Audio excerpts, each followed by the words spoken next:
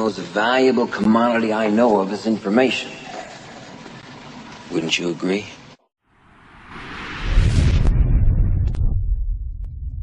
This audio is brought to you by Leadersbasement. It can be found in the public domain. Feel free to use and download.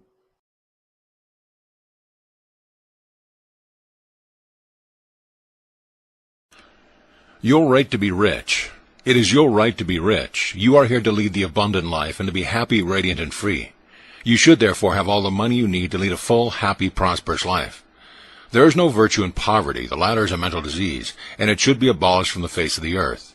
You are here to grow, expand, and unfold spiritually, mentally, and materially. You have the inalienable right to fully develop and express yourself along all lines. You should surround yourself with beauty and luxury. Why be satisfied with just enough to go around when you can enjoy the riches of the infinite? In this book, you will learn to make friends with money, and you will always have a surplus.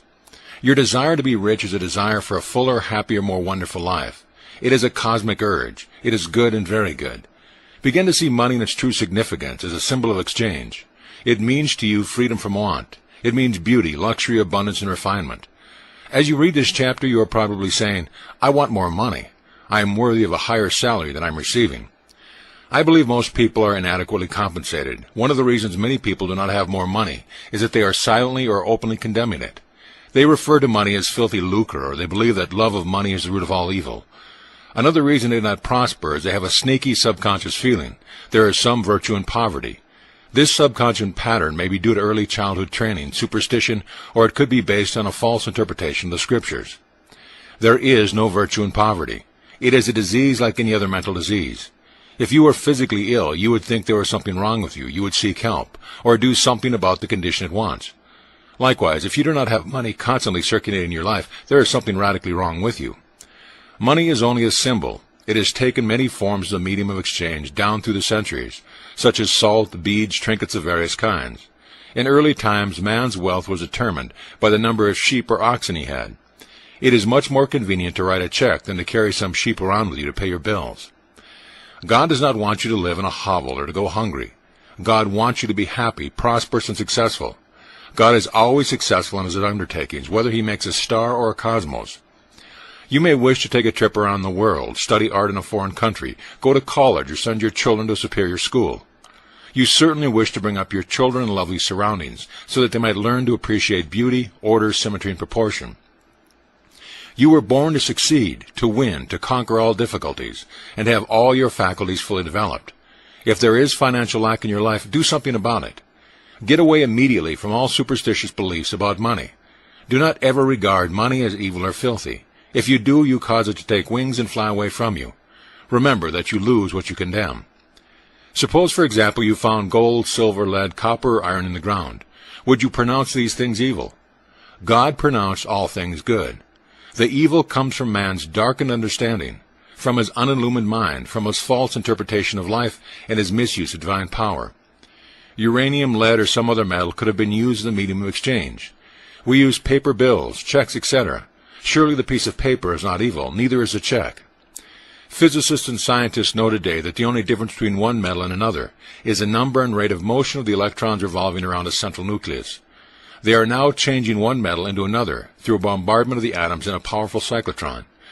Gold under certain conditions becomes mercury. It will only be a little while until gold, silver, and other metals will be made synthetically in a chemical laboratory. I cannot imagine seeing anything evil in electrons, neutrons, protons, and isotopes. The piece of paper in your pocket is composed of electrons and protons arranged differently. Their number and rate of motion is different. That is the only way the paper differs from the silver in your pocket. Some people will say, oh, people kill for money. They steal for money. It has been associated with countless crimes, but that does not make it evil. A man may give another $50 to kill someone. He has misused money in using it for a destructive purpose. You can use electricity to kill someone or to light the house. You can use water to quench the baby's thirst or to use it to drown the child. You can use fire to warm the child or burn it to death. Another illustration would be if you brought some earth from your garden and put it in your coffee cup for breakfast. That would be your evil, yet the earth is not evil. Neither is the coffee. The earth is misplaced. It belongs in your garden. Similarly, if a needle were stuck in your thumb, it would be your evil. The needle or pin belongs in a pincushion, not in your thumb. We know the forces of the elements of nature are not evil. It depends on our use of them, whether they bless or hurt us. A man said to me one time, "I am broke. I do not like money. It is the root of all evil."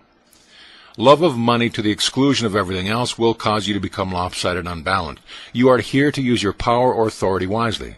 Some men crave power, others crave money. If you set your heart on money and say, "That is all I want. I'm going to give all my attention to amassing money. Nothing else matters." You can get money and attain a fortune, but you have forgotten that you are here to lead a balanced life. Man does not live by bread alone. For example, if you belong to some cult or religious group and become fanatical about it, excluding yourself from your friends, society, and social activities, you will become unbalanced, inhibited, and frustrated. Nature insists on a balance. If all your time is devoted to external things and possessions, you will find yourself hungry for peace of mind, harmony, love, joy, or perfect health. You will find that you cannot buy anything that is real. You can amass a fortune or have millions of dollars. This is not evil or bad. Love of money to the exclusion of everything else results in frustration, disappointment, and disillusionment. In that sense, it is the root of your evil. By making money your sole aim, you simply made a wrong choice. You thought that it was all you wanted, but you found after all your efforts that it was not only the money you needed. What you really desired was true place, peace of mind, and abundance. You could have the millions of millions if you wanted them, and still have peace of mind, harmony, perfect health, and divine expression. Everyone wants enough money, and not just enough money to go around. He wants abundance and to spare. He should have it. The urges, desires, and impulses we have for food, clothing, homes, better means of transportation, expression, procreation, and abundance are all God-given, divine, and good. But we may misdirect these impulses, desires, and urges, resulting in evil or negative experiences in our lives. Man does not have an evil nature. There is no evil nature in you. It is God, the universal wisdom, or life-seeking expression through you. For example, a boy wants to go to college, but he does not have enough money. He sees other boys in the neighborhood going off to college and university. His desire increases. He says to himself, "I want an education too." Such a youth may steal or embezzle money for the purpose of going to college. The desire to go to college was basically and fundamentally good. He misdirected that desire or urge by violating the laws of society, the cosmic law of harmony, or the golden rule. Then he finds himself in trouble. However, if this boy knew the laws of mind and his unqualified capacity through the use of the spiritual power to go to college, he would be free and not in jail. Who put him in jail? He placed himself there. The policeman who locked him up in prison was an instrument of the man-made laws which he violated. He first imprisoned himself in his mind by stealing and hurting himself. Fear and a guilt consciousness followed. There is the prison of the mind, followed by the prison walls made of bricks and stones. Money is a symbol of God's opulence, beauty, refinement, and abundance, and it should be used wisely, judiciously, and constructively to bless humanity in countless ways. It is merely a symbol of the economic health of the nation. When your blood is circulating freely, you are healthy. When money is circulating freely in your life, you are economically healthy. When people begin to hoard money, to put it away in tin boxes, and become charged with fear, there is economic illness. The crash of 1929 was a psychological panic. It was fear seizing the minds of people everywhere. It was a sort of negative, hypnotic spell. You are living in a subjective and objective world. You must not neglect the spiritual food, such as peace of mind, love, beauty, harmony, joy, and laughter. Knowledge of the spiritual power is the means to a royal road to riches of all kinds, whether your desire is spiritual, mental, or material. The student of the laws of mind or the student of the spiritual principle believes and knows absolutely that regardless of the economic situation, stock market fluctuations, depression, strikes, war, or other conditions and circumstance, he will always be amply supplied regardless of what form money may take. The reason for this is he abides in the consciousness of wealth.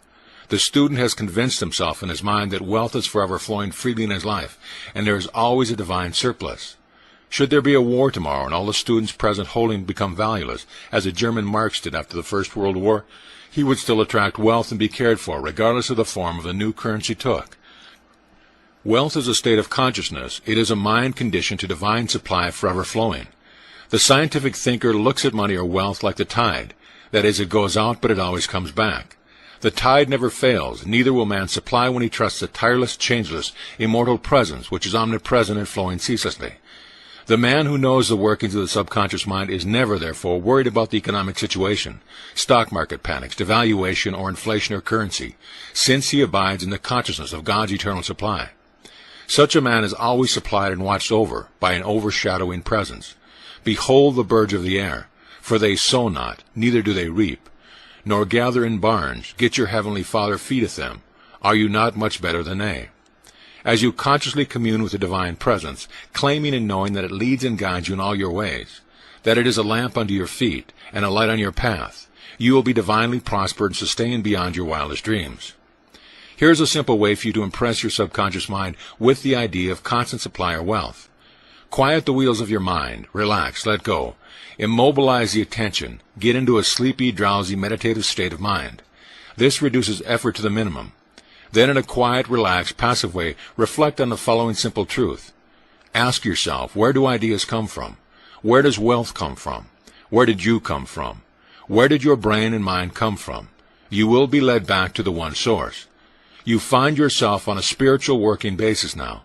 It will no longer insult your intelligence to realize that wealth is a state of mind. Take this little phrase, repeat it slowly 4 or 5 minutes, 3 or 4 times a day quietly to yourself, particularly before you go to sleep. Money is forever circulating freely in my life, and there is always a divine surplus. As you do this regularly and systematically, the idea of wealth will be conveyed to your deeper mind, and you will develop a wealth consciousness.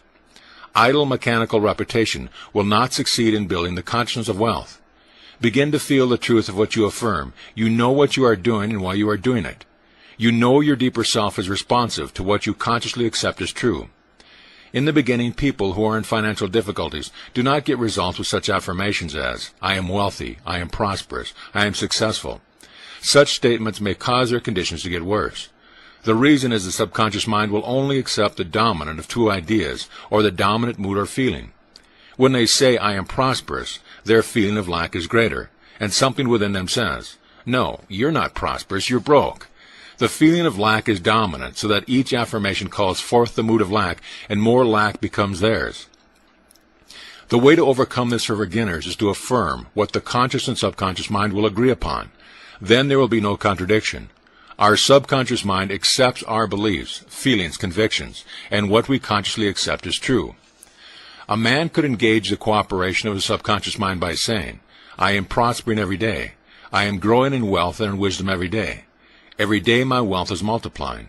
I am advancing, growing, and moving forward financially. These and similar statements would not create any conflict in the mind. For instance, if a salesman has only 10 cents in his pocket, he could easily agree that he could have more tomorrow if he sold a pair of shoes tomorrow. There is nothing within him which says his sales could not increase. He could use statements such as, my sales are increasing every day. I am advancing and moving forward. He would find these would be sound psychologically and acceptable to his mind, and they would produce desirable fruit. The spiritually advanced student who quickly, knowingly, and feelingly says, I am prosperous, I am successful, I am wealthy, gets wonderful results also. Why would this be true when they think, feel, or say, I am prosperous? They mean God is all supply or infinite riches, and what is true of God is true of them. When they say, I am wealthy, they know God is infinite supply, the inexhaustible treasure house, and what is true of God is therefore true of them, for God is within them. Many men get wonderful results by dwelling on 3 abstract ideas such as health, wealth, and success. Health is a divine reality or quality of God. Wealth is of God. It is eternal and endless. Success is of God. God is always successful in all his undertaking. The way they produce remarkable results is to stand before a mirror as they shave and repeat for 5 or 10 minutes. Health, wealth, and success. They do not say, I am healthy or I am successful. They create no opposition in their minds. They are quiet and relaxed. Thus the mind is receptive and passive. Then they repeat these words. Amazing results follow. All they are doing is identifying with truth that are eternal, changeless, and timeless. You can develop a wealth consciousness, put the principles enunciated and elaborated on in this book to practice, and your desert will rejoice and blossom as the rose.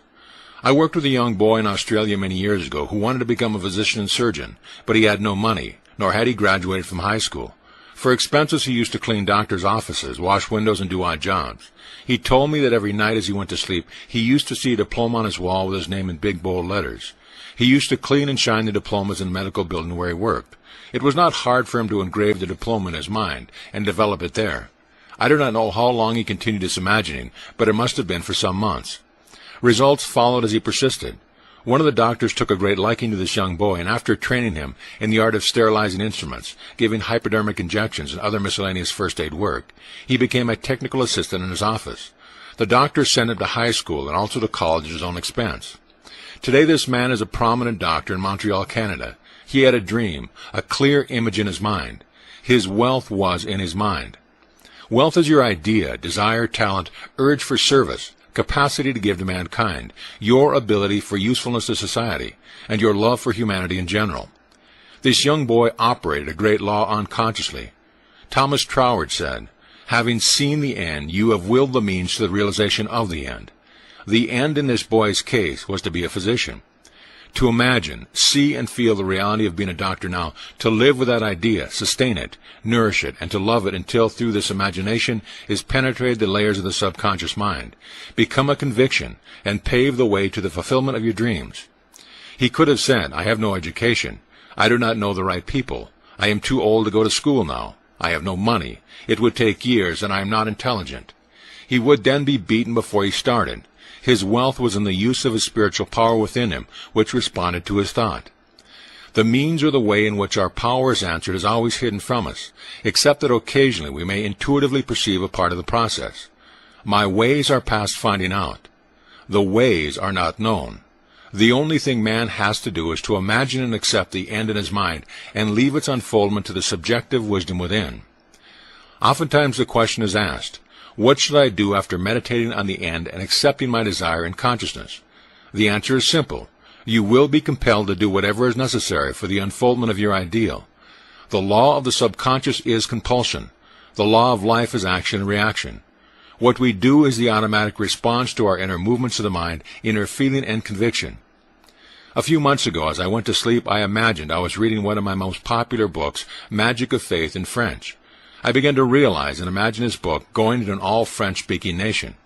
For several weeks I did this every night, falling asleep with the imaginary French edition of Magic of Faith in my hands. Just before Christmas in 1954, I received a letter from a leading publisher in Paris, France, enclosing a contract drawn up, asking me to sign it, giving him permission to publish and promote abroad to all French-speaking countries the French edition of Magic of Faith. You might ask me, what did I do about the publishing of this book after prayer? I would have to say nothing. The subjective wisdom took over and brought it to pass in its own way, which was a far better way than any method I could consciously devise. All of our external movements, motions, and actions follow the inner movements of the mind. Inner action precedes all outer action. Whatever steps you take physically or what you seem to do objectively will all be a part of a pattern which you are compelled to fulfill. Accepting the end wills the means to the realization of the end. Believe that you have it now and you shall receive it. We must cease denying our good, realize that the only thing that keeps us from the riches that lie all around us is our mental attitude, or the way we look at God, life, and the world in general. Know, believe, and act on a positive assumption that there is no reason why you cannot have, be, and do whatever you wish to accomplish through the great laws of God. Your knowledge of how your mind works is your Savior and Redeemer. Thought and feeling are your destiny. You possess everything by right of consciousness. The consciousness of health produces health. The consciousness of wealth produces wealth. The world seems to deny or oppose what you pray for. Your senses sometimes mock and laugh at you. If you say to your friend that you are opening up a new business for yourself, he may proceed to give you all the reasons why you are bound to fail. If you are susceptible to his hypnotic spell, he may instill fear of failure in your mind. As you become aware of the spiritual power which is one and indivisible, and which responds to your thought, you will reject the darkness and ignorance of the world and know that you possess all the equipment, power, and knowledge to succeed. To walk on the royal road to riches, you must not place obstacles and impediments on the pathway of others. Neither must you be jealous or envious of them. Actually, when you entertain these negative states of mind, you are hurting and injuring yourself, because you are thinking and feeling it. The suggestion, as Quimby said, you give to another, you are giving to yourself. This is the reason that the law of the golden rule is a cosmic divine rule. I am sure you have heard men say, that fellow has a racket. He is a racketeer. He is getting money dishonestly. He's a faker. I knew him when he had nothing. He is crooked, a thief, and a swindler. If you analyze the man who talks like that, he is usually in want or suffering from some financial or physical illness. Perhaps his former college friends went up the ladder of success and excelled him. Now he is bitter and envious of their progress. In many instances, this is the cause of his downfall. Thinking negatively on these classmates and condemning their wealth causes the wealth and prosperity he is praying for to vanish and flee away. He is condemning the thing he is praying for. He is praying two ways. On the one hand, he is saying, God is prospering me. And in the next breath, silently or audibly, he is saying, I resent that fellow's wealth.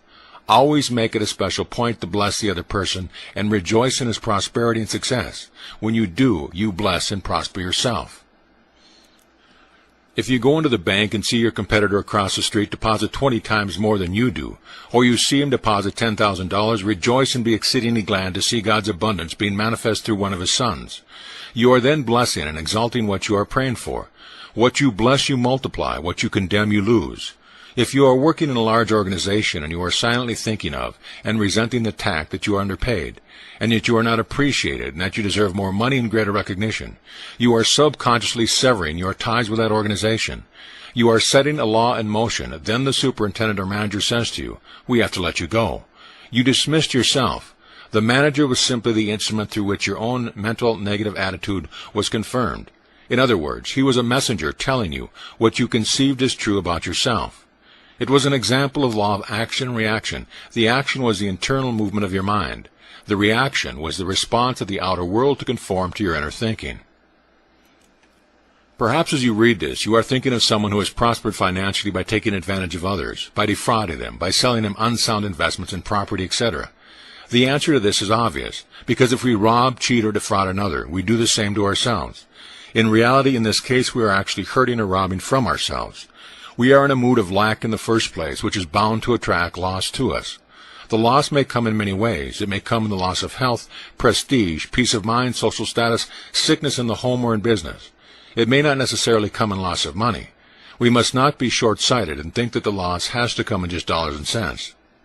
Isn't it a wonderful feeling to place your head on a pillow at night and feel you are at peace with the whole world, and that your heart is full of goodwill toward all? There are some people who have accumulated money the wrong way, by trampling on others, trickery, deceit, and chicanery. What is the price? Sometimes it is mental and physical disease, guilt complexes, insomnia, or hidden fears.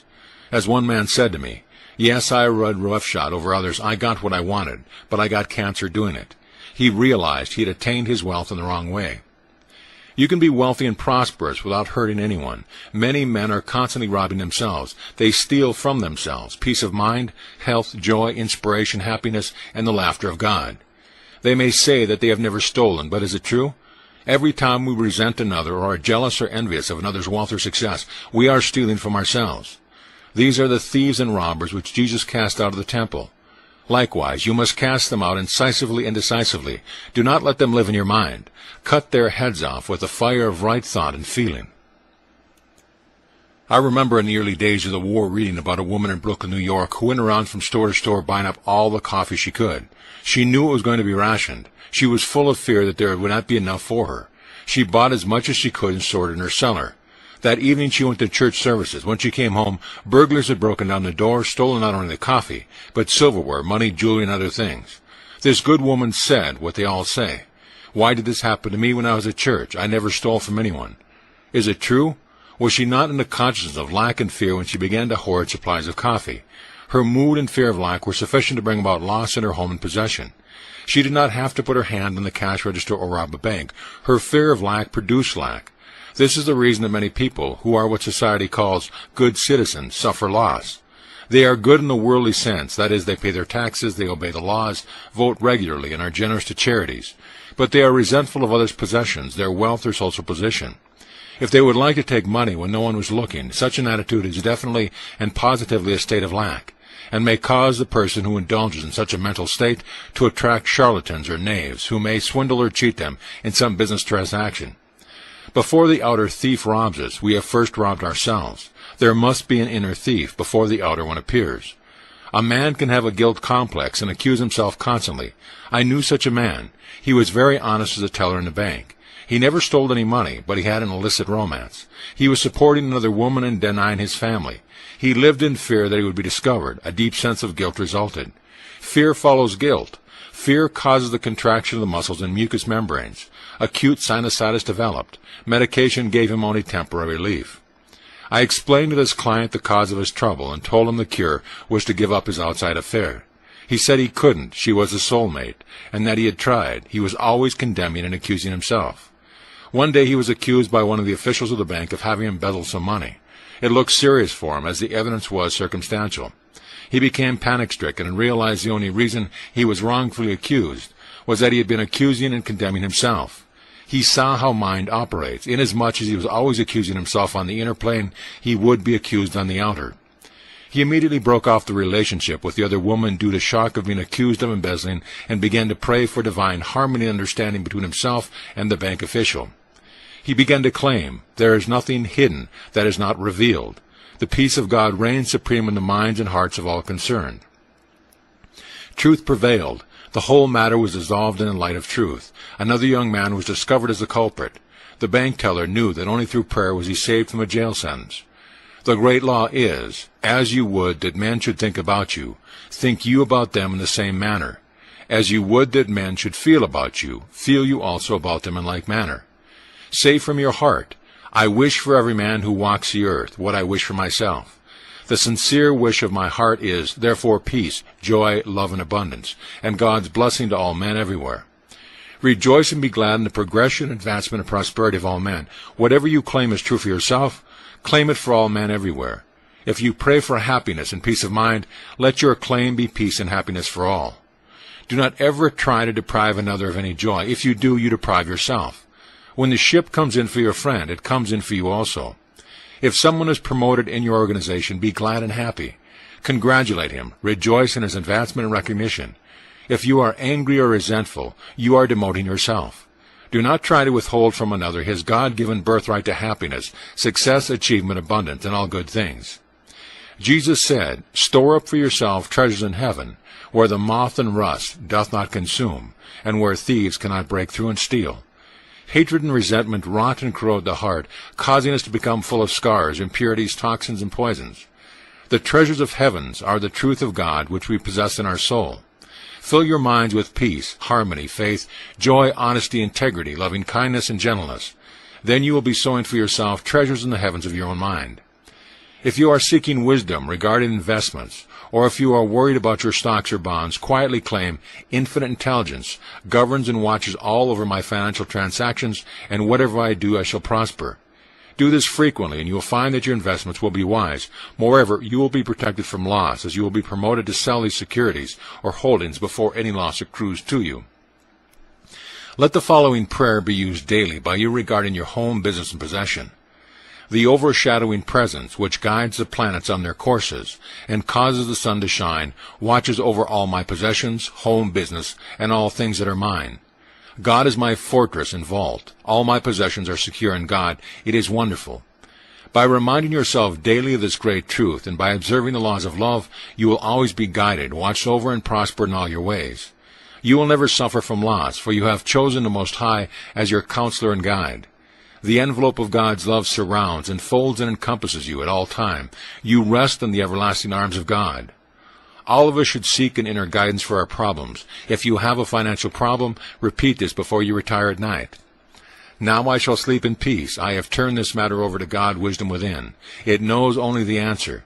As the sun rises in the morning, so will my answer be resurrected. I know the sunrise never fails. Then go off to sleep. Do not fret, fuss, and fume over a problem. Night brings counsel. Sleep on it. Your intellect cannot solve all your problems. Pray for the light that is to come. Remember that the dawn always comes. Then the shadows flee away. Let your sleep every night be a contented bliss. You are not a victim of circumstances, except you believe you are. You can rise and overcome any circumstances or condition. You will have different experiences as you stand on the rock of spiritual truth, steadfast and faithful to your deeper purpose and desire. In large stores, the management employs store detectives to prevent people from stealing. They catch a number every day trying to get something for nothing. All such people are living in a consciousness of lack and limitation, and they are stealing from themselves, attracting at the same time all manner of loss. These people lack faith in God and the understanding of how their minds work. If they would pray for true place, divine expression and supply, they would find work. Then by honesty, integrity, and perseverance, they would become a credit to themselves and society at large. Jesus said, For ye have the poor always with you, but me ye have not always. The poor states of consciousness are always with us in the sense that no matter how much wealth you have now, there is something you want with all your heart. It may be a problem of health. Perhaps a son or daughter needs guidance or harmony, is lacking in the home. At that moment you are poor. We could not know what abundance was except we were conscious of lack. I have chosen 12, and one of you is a devil. Whether it be the King of England or a boy in the slums, we are all born into limitation and into the race belief. It is through these limitations we grow. We could never discover the inner power except through problems and difficulties. These are our poor states, which prod us into seeking a solution. We could not know what joy was except we could shed a tear of sorrow. We must be aware of poverty to seek liberation and freedom and ascend into God's opulence. The poor states, such as fear, ignorance, worry, lack, and pain, are not bad when they cause you to seek the opposite. When you get into trouble and get kicked from pillar to post, when you ask negative, heart-rendering questions such as, why are all these things happening to me? Why does there seem to be a jinx following me? Light will come to your mind. Through your suffering, pain, or misery, you will discover the truth which sets you free. Sweet are the uses of adversity, like a toad ugly and venomous, yet wears a precious jewel on its head. Through dissatisfaction we are led to satisfaction. All those studying the laws of life have been dissatisfied with something. They have had some problem or difficulty which they could not solve, or they were not satisfied with the man-made answers to life's riddles. They have found their answer in the God present within themselves, and a pearl of great price, the precious jewel. The Bible says, I sought the Lord, and I found him, and he delivered me from all my fears. When you realize your ambition or desire, you will be satisfied for only a brief period of time. Then the urge to expand will come again. This is life seeking to express itself at higher levels through you. When one desire is satisfied, another comes to infinity. You are here to grow. Life is progression. It is not static. You are here to go from glory to glory. There is no end, for there is no end to God's glory. We are all poor in the sense we are forever seeking more light, wisdom, happiness, and greater joy out of life. God is infinite, and never in eternity could you exhaust the glory, beauty, and wisdom which is within. This is how wonderful you are. In the absolute state, all things are finished, but in the relative world we must awaken to the glory which was ours before the world was. No matter how wise you are seeking more wisdom, so you are still poor. No matter how intelligent you are in the field of mathematics, physics, or astronomy, you are only scratching the surface. You are still poor. The journey is ever onward, upward, and Godward. It is really an awakening process, whereby you realize creation is finished. When you know God does not have to learn, grow, expand, or unfold, you begin to gradually awaken from the dream of limitation and become alive in God. As the scales of fear, ignorance, race belief, and mass hypnosis fall from your eyes, you begin to see as God sees. The blind spots are removed. Then you begin to see the world as God made it, for we begin to see it through God's eyes. Now you say, behold, the kingdom of heaven is at hand. Feed the poor within you. Clothe the naked ideas and give them form by believing in the reality of the idea, trusting the great fabricator within to clothe it in form and objectify it.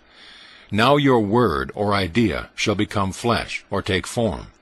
When you are hungry or in poor states, you seek food. When you are worried, you seek peace. When you are sick, you seek health. When you are weak, you seek strength.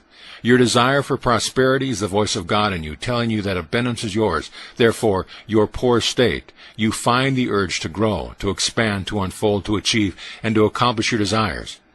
A pain in your shoulder is a blessing in disguise. It tells you to do something about it at once.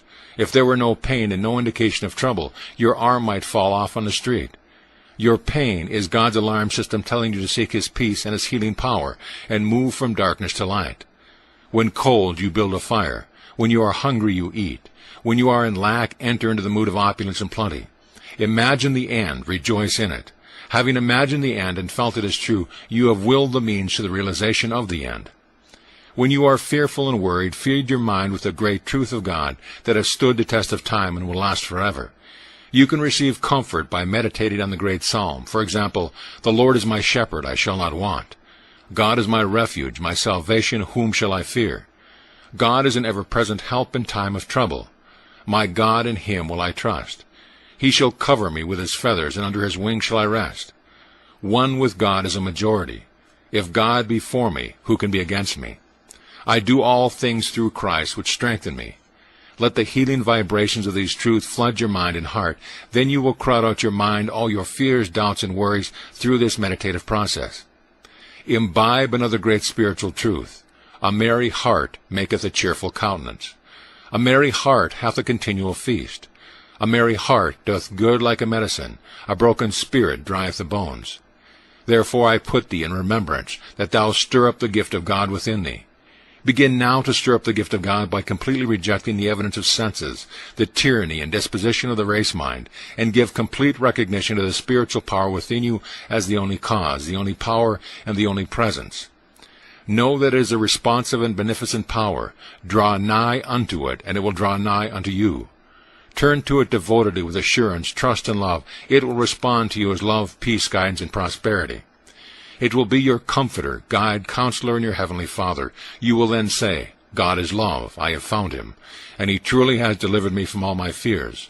Furthermore, you will find yourself in green pastures, where abundance and all of God's riches flow freely through you. Say to yourself freely and joyously during the day, I walk in the consciousness of the presence of God all day long. His fullness flows through me at all times, filling up all the empty vessels in my life. When you are filled full of the feeling of being what you long to be, your prayer is answered. Are all the vessels full in your life? Look under health, wealth, love, and expression. Are you fully satisfied on all levels? Is there something lacking in one of these four? All that you seek, no matter what it is, comes under one of these classifications. If you say, all I want is truth or wisdom, you are expressing the desire of all men everywhere. That is what everyone wants, even though he or she may word it differently. Truth or wisdom is the overall desire of every man. This comes under the classification of expression. You wish to express more and more of God here and now. Through your lack, limitation, and problems, you grow in God's light and you discover yourself. There is no other way whereby you could discover yourself. If you could not use your power two ways, you would never discover yourself. Neither would you ever deduce a law governing you. If you were compelled to be good or compelled to love, that would not be love. You would then be an automaton. You have freedom to love because you can give it or retain it. If compelled to love, there is no love. Aren't you flattered when some woman tells you that she loves you and wants you? She has chosen you from all the men in the world. She does not have to love you. If she were forced to love you, you would not be flattered or happy about it. You have freedom to be a murderer or a holy man. That is the reason that we praise such men as Lincoln and others. They decided to choose the good. We praise them for their choice. If we believe that circumstances, conditions, events, age, race, religious training, or early environment can preclude the possibility of our attaining a happy, prosperous life, we are thieves and robbers. All that is necessary to express happiness and prosperity is to feel happy and prosperous. The feeling of wealth produces wealth. States of consciousness manifest themselves. This is why it is said, all that ever came before me, feeling, are thieves and robbers. Feeling is the law, and the law is feeling. Your desire for prosperity is really the promise of God saying that his riches are yours. Accept this promise without any mental reservation. Quimby likened prayer to a lawyer pleading the case before the judge.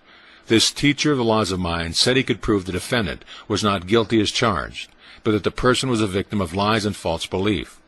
You are the judge. You render your own verdict. Then you are set free. The negative thoughts of lack, poverty, and failure are all false. They are all lies. There is nothing to back them up. You know there is only one spiritual power, one primal cause in you, therefore. Cease giving power to conditions, circumstances, and opinions of men. Give all power to the spiritual power within you, knowing that it will respond to your thought of abundance and prosperity. Recognizing the supremacy of the spirit within and the power of your own thought or mental image is the way to opulence, freedom, and constant supply. Accept the abundant life in your own mind. Your mental acceptance and expectancy of wealth has its own mathematics and mechanics of expression. As you enter into the mood of opulence, all things necessary for the abundant life will come to pass. You are now the judge, arriving at a decision in the courthouse of your mind. You have, like Quimby, produced indisputable evidence showing how the laws of your mind work, and you are now free from fear. You have executed and chopped the heads off of all the fears and superstitious thoughts in your mind. Fear is a signal for action. It is not really bad. It tells you to move to the opposite, which is faith in God and all positive values. Let this be your daily prayer. Write it in your heart. God is the source of my supply. That supply is my supply now. Information. His riches flow to... Wouldn't you agree?